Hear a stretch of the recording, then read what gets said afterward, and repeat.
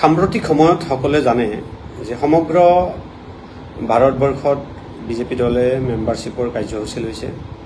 অসমত বিশেষভাৱে মেম্বাৰশ্বিপ কোনে কিমান বেছি কৰিব, কোনজন বিধায়কে বেছি মেম্বাৰশ্বিপ কৰিব, এই বিষয়ক লৈ সৰব আলোচনা আৰম্ভ হৈছে।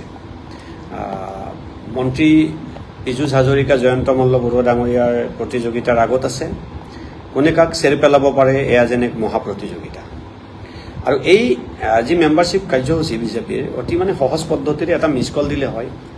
ইতিমধ্যে আমাৰ হাতত বহুত ডাটা আছিলে যে যিসকল অৰুণোদয় আঁচনিৰ হিতাধিকাৰী, সেই হিতাধিকাৰীসকলক বাধ্য কৰোৱা হৈছে যে যদি অৰুণোদয় পাই থাকিব লাগে তেনেহ'লে আপোনালোকে বিজেপিৰ মেম্বাৰশ্বিপ ল'ব লাগিব। এইটো মই কোৱা কথা নহয়। ইভেন বিজেপিৰ অসম প্ৰদেশৰ সভাপতি সন্মানীয় ভৱেশ কলিতা ডাঙৰীয়া ইতিমধ্যে অপেন মিটিঙত কৈছে যে অৰুণোদয় পাব লাগিলে বিজেপিৰ মেম্বাৰশ্বিপ থাকিব লাগিব। বিজেপিৰ যদি মেম্বাৰশ্বিপ নাথাকে তেনেহ'লে অৰুণোদয় নাপায়। আজি ঠিক অলপ আগত নলবাৰী জিলাত এটা ঘটনা সংঘটিত হৈছে। SLRM গোটসমূহৰ যিটো বিভাগ নলবাৰী উপায়ুক্ত কাৰ্যালয়ৰ পৰা চলায়, তাৰ যিজন মুখ্য বিষয়া, সেই বিষয়াজনে মই পোৱা তথ্যমতে এনেকুৱা ধৰণৰ এটা গাইডলাইন দিছে থ্ৰু ভিডিঅ' কনফাৰেন্স, যিটো গণতন্ত্ৰৰ বাবে অতি ভয়ানক। এনেকুৱা এটা গাইডলাইন দিছে যে যিসকল গোটৰ লিডাৰ সখীসকলক নিৰ্দেশ দিয়া হ'ল যে অহাকালিৰ পৰা দিনজোৰা কাৰ্যসূচী লৈ তেখেতসকলে মেম্বাৰশ্বিপ কৰিব। আৰু মেম্বাৰশ্বিপ যিসকলে কৰি গধূলি সকলোৱে 7 বজাত ৰিপৰ্ট কৰিব। আৰু যদি সখীসকলে মেম্বাৰশ্বিপ কাৰ্যসূচী নকৰে তেনেহ'লে তেখেতসকলক চাকৰিৰ পৰা বৰখাস্ত কৰা হ'ব।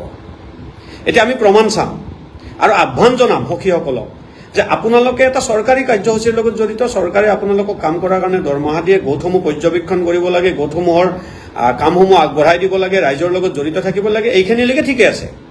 এতিয়া আমাৰ প্ৰশ্নটো হ'ল যে গোটৰ সখীসকলে বিজেপিৰ মেম্বাৰশ্বিপ কৰিব লাগে বুলি অসম চৰকাৰৰ কোনটো গাইডলাইনত ক'ত উল্লেখ আছে, সেইটোও যিজন বিষয়াই এই নিৰ্দেশটো দিলে সেই নিৰ্দেশৰ চাৰ্কুলাৰ দিব লাগে। আৰু কালিৰ পৰা আমি তীক্ষ্ণ নজৰ ৰাখিম। কোনোবা সখীয়ে যদি বিজেপিৰ মেম্বাৰশ্বিপ নকৰাৰ কাৰণে অজুহাতটো বেলেগ দেখাব, এইটো আমি জানো। তেখেতসকলক যদি সখীৰ এই যিটো চাকৰি কৰি আছে, চাকৰিৰ পৰা যদি বৰখাস্ত কৰে বা এনেকুৱা যদি পদক্ষেপ লয় তেনেহ'লে তীব্ৰ আন্দোলন কৰিম আৰু এটা প্ৰমাণ কৰিম যে আপোনালোকে যি ডিক্টেটৰশ্বিপ কৰিব খুজিছে, চৰকাৰী প্ৰশাসন যন্ত্ৰক যি ধৰণে ব্যৱহাৰ কৰিছে, ইয়াৰ বিৰুদ্ধে কিন্তু আমি মাত মাতিম। আজি ডিলিমিটেশ্যন কাৰ্যসূচী, ডিলিমিটেশ্যনৰ ওপৰত মই কথা ক'ম বুলি ভবা নাছিলোঁ। হেয়াৰিং চলিব, কিন্তু মিনিংলেছ, মই কৈ দিলোঁ। ডিলিমিটেশ্যন কেনেকৈ কৰিলে যে ডিলিমিটেশ্যনত চৰকাৰী প্ৰশাসন যন্ত্ৰৰ জিৰ' ইনভলভমেণ্ট। মই অপেন চেলেঞ্জ দিছোঁ, অহাকালি নলবাৰী জিলাৰ উপায়ুক্ত মহোদয়া, জিলা পৰিষদৰ CEO মহোদয়ক মই আহ্বান জনাইছোঁ, অপেন চেলেঞ্জ দিছোঁ, অহাকালি আমাৰ আগত সম্পূৰ্ণৰূপে গোটেই প্ৰশাসন ব্যৱস্থাটো আনি দিয়ক। কোনজন মানুহক কোনখন পঞ্চায়তৰ ডিলিমিটেশ্যন চৰকাৰী বিষয়াক কোনখন পঞ্চায়তৰ কাম কৰিবলৈ কাক দায়িত্ব দিছিল আৰু কোনে কি কৰিছিল, কোনে কি ধৰণে কৰিলে, আমি প্ৰশ্ন সুধিম, এজনে উত্তৰ দিব নোৱাৰে। কাৰণ চৰকাৰী বিষয়াসকলে এই ডিলিমিটেশ্যন কাৰ্যসূচীটো কোনেও ৰূপায়ণ কৰা নাই। এই কাৰ্যসূচীটো ৰূপায়ণ কৰিছে বিজেপিৰ মণ্ডল যি কমিটি আছে, মণ্ডল কমিটি আৰু তেওঁলোকৰ বুথ কমিটিবিলাকে। বুথ কমিটি আৰু মণ্ডল কমিটিবিলাকে যি ধৰণে ডিক্টেশ্যন দি কপি তেওঁলোকৰ বিজেপিৰ নেতাসকলক, মন্ত্ৰী বিধায়ক বা অন্যান্য জিলা পৰ্যায়ৰ নেতাসকলক দিছে, সেই ছেম কপিটো উপায়ুক্তৰ কাৰ্যালয়ত দিছে। আৰু উপায়ুক্তৰ কাৰ্যালয়ৰ পৰা সেই ছেম কপিটো বহুত জেগাত বহুত ঠাই হাইড হৈ গৈছে, উল্লেখ নাই। এটা মেম্বাৰ এলেকা 2000 ভোটলৈকে যোগ কৰাইছে আৰু একোটা মেম্বাৰত তেওঁলোকে 500 ভোট লৈ এটা মেম্বাৰ কৰিছে। য'ত 2টা মেম্বাৰ হ'ব লাগে তাত অলপ ভোটত 4টা মেম্বাৰ কৰাইছে, আৰু ক'ৰবাত একেলগে 2000ৰ ওচৰত ভোট দি এটা মেম্বাৰ কৰাইছে। এটা সম্পূৰ্ণ এটা কনস্পাইৰেচি, আৰু এই কনস্পাইৰেচিটো নেতৃত্ব চলিছে অসম চৰকাৰৰ আমাৰ নলবাৰী জিলা উপায়ুক্তৰ কাৰ্যালয়ৰ পৰা। গতিকে ডিলিমিটেশ্যনটো নামত ডিলিমিটেশ্যন কৰিছে, এইটো ডিলিমিটেশ্যন চৰকাৰী যন্ত্ৰই কৰা ডিলিমিটেশ্যন নহয়। এই ডিলিমিটেশ্যনটো এটা ৰাজনৈতিক দলে কৰা ডিলিমিটেশ্যন, যিটোক চৰকাৰী পক্ষই জাষ্ট নটিফিকেশ্যনবিলাক দি আছে। এইটো কিন্তু গণতান্ত্ৰিক ব্যৱস্থাৰ বাবে অতি দুখৰ আৰু লাজৰ বিষয়। আকৌ অৱশেষত কৈছোঁ, অহাকালিৰ পৰা সখীসকলক নিৰ্দেশ দিয়া হৈছে দিনজোৰা কাৰ্যসূচীৰে মেম্বাৰশ্বিপ কৰিবলৈ। যিসকলে মেম্বাৰশ্বিপ নকৰে তেখেতসকলৰ বিৰুদ্ধে বিহিত ব্যৱস্থা গ্ৰহণ কৰা হ'ব বুলি ঘোষণা কৰা হৈছে।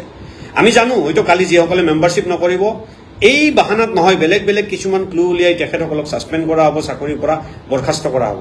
এইটোৱে যদি গণতান্ত্ৰিক ব্যৱস্থাৰ ভেলু হয়, সেই চৰকাৰী বিষয়াসকলে এটা কথা মনত ৰখাটো উচিত, চৰকাৰখন কোনো এটা ৰাজনৈতিক দলৰ সদায় নাথাকে, কিন্তু যিসকলে আক্ৰোশমূলকভাৱে, যি চৰকাৰী বিষয়াসকলে আক্ৰোশমূলকভাৱে কোনোবা এটা ৰাজনৈতিক দলৰ আজি প্ৰত্যক্ষভাৱে কাম কৰিছে, তেওঁলোকে কিন্তু বেলেগ চৰকাৰ এখন আহিলেও কাম কৰিব লাগিব, আজি কৰা ভুলবিলাকৰ প্ৰায়শ্চিত্তও কৰিব লাগিব।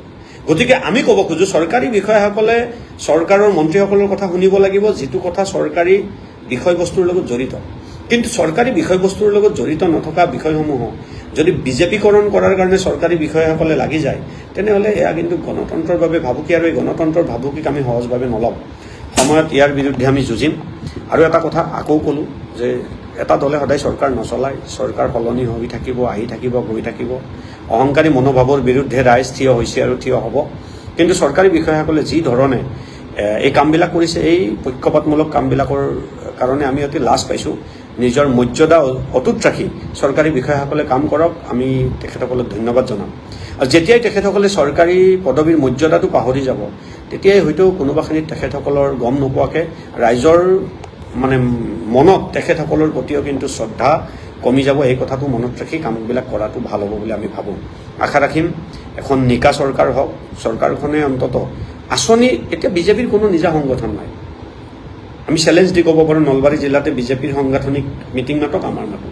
তেখেতসকলে মিটিং মাতে কেনেকৈ? যে অৰুণোদয় আঁচনিৰ হিতাধিকাৰী, মুখ্যমন্ত্ৰীৰ যি সাহায্য পুঁজিৰ পৰা মুখ্যমন্ত্ৰীৰ যি যুৱকসকলক টকা দিয়াৰ যিটো আঁচনি লৈছে, সেই আঁচনিটোৰ জৰিয়তে তেখেতসকলে সংগঠন কৰিব খোজে।